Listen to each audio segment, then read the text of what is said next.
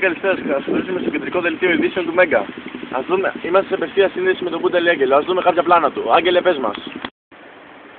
Μιχάλη, καλησπέρα. Βρισκόμαστε έξω από ένα κατελημμένο σχολείο. Έχουμε μερικά πλάνα για το τι γίνεται εκεί μέσα.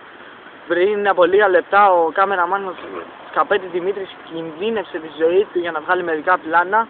Έχουμε μερικά πλάνα, για να δούμε. Εδώ πέρα είναι το παιδί μας, δηλαδή δεν βλέπετε μαλάκα. Άγγελε, σε ευχαριστούμε πολύ για τις πληροφορίες.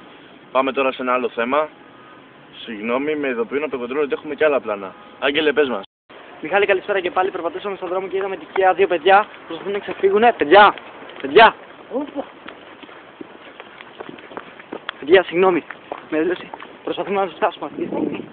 Δεν μπορείτε να φανταστείτε τι γίνεται εδώ. Παιδιά, συγγνώμη, σταματήστε λίγο. Παιδιά! Είμαστε μέσα στο σκοτάδια. Παιδιά, καλησπέρα. Τι γίνεται μέσα? Καλησπέρα.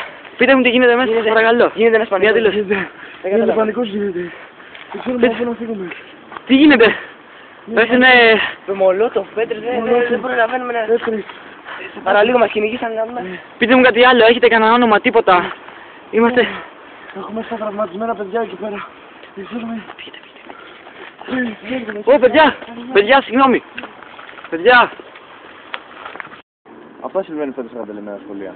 Ακολουθεί η τηλεοπτική σειρά Safe Sex. Από εμάς, καλή νύχτα σας.